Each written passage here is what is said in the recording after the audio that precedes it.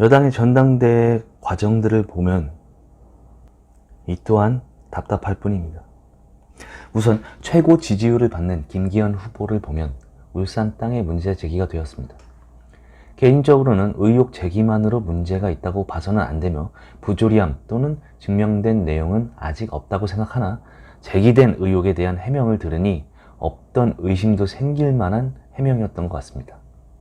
물론 의혹을 제기한 쪽이 좀 더 자세하고 상세한 증거를 제시해야 되나 반박 기자회견을 할 거였으면 지금까지 제기된 의혹에 명백히 잘못된 것이라고 느낄 만한 해명이 있어야 하나 상세한 것 또한 없었고 명확한 것 또한 없었습니다. 억울함만 호소하는 회견이었던 것 같습니다. 두 번째 후보 안철수 후보를 보면 전당대회 연설 이외에서 어디에서도 그동안 보수성을 본 기억이 없는 것 같습니다. 본인은 물론 있다고 할 테고 실제로 있었을 수도 있겠지만 당원들이 그를 보수를 대표할 수 있는 대표 인사라고 생각을 할까? 이렇게 묻는다면 과연 몇 명이나 긍정적으로 동의한다고 생각할까요? 다만 고여 썩어있는 물갈이에 대한 갈망이 크기 때문에 안철수 같은 새로운 인사에 대해서 관심을 보이는 것은 사실이나 그렇다 해서 안철수 후보가 보수의 가치를 잘 갖췄다고 증명되지는 않은 것 같습니다. 말인즉슨 보수의 가치가 없다는 것이 아니라 명확히 두드러지게 보여지는 것이 없다는 것입니다. 신영복을 존경한다 그런 말에 대한 해명도 한심하기 짝이 없었습니다. 간첩 장례식에는 가는 것도 한심한데 거기서 존경한다니 그걸 해명이랍시고 그럼 잘 죽였다고 합니까? 라니 이게 무슨 해명입니까? 안철수는 장례식에 가서 존경 혹은 잘 죽었다 이 말밖에 할 말이 없는 것입니까? 다음 황교안 후보는 과거 민주당에서 제기했던 김기현 후보의 울산 땅 문제를 다시 꺼내 들었습니다.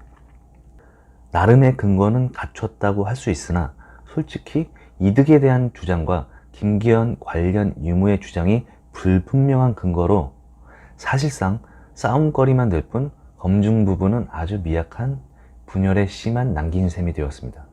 물론 더 확인하고 검증해서 김기현 울산 땅에 문제가 있다면 명확한 신의 한 수가 될 판단력이 되겠지만 그렇지 않다면 야당이 물어뜯기 좋을 핑곗거리만 제공하고 내부는 분열의 씨를 던진 셈만 될 것입니다. 황교안 후보는 보수성은 가장 높지만 제가 본 재미없고 흥미없는 인물 중 손을 꼽을 만한 사람입니다. 즉 능력에 비해 가치에 비해 와닿는 게 거의 없다는 겁니다. 중도나 외부로부터의 지지는 사실상 받기 어려울 것 같다고 생각됩니다. 확장성이 없다는 거죠. 보통 대부분의 사람들은 정치 사상에 대해서 잘 모르기 때문에 관심도 없기도 하기 때문에 그래서 정치에 조금이라도 관심을 둔 사람들을 보면 일반 사람들의 경우에는 흥미나 이슈로서 접근을 하게 되는데 그러한 부분은 황교안 후보에게는 영 소질이 없어 보입니다. 천하람 후보 같은 경우에는 국민의힘이 바라는 지도자 관점에도 정치적 방향성도 좀 걸맞지 않다고 생각합니다. 저 개인적으로는 그냥 민주당이나 정의당에 들어가는 게 오히려 더 잘 어울리지 않을까 하는 생각도 듭니다. 뭐 거기서 안 받아주면 호남당이나 유승민, 이준석 당 이런 거 창당해서 그런 쪽으로 가는 게 맞지 않나 하는 생각이 듭니다. 모든 후보들이 다 능력이 없다고 생각하진 않습니다. 최대한 당내 분열도 없게 하려고 노력할 거라는 생각도 듭니다. 물론 이준석, 유승민 분열계에 천하람은 분열이 더 커질 거라는 생각이 들기는 합니다.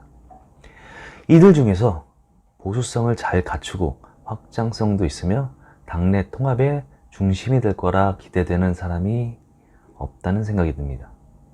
그래서 조금은 아쉽다라는 생각이 듭니다.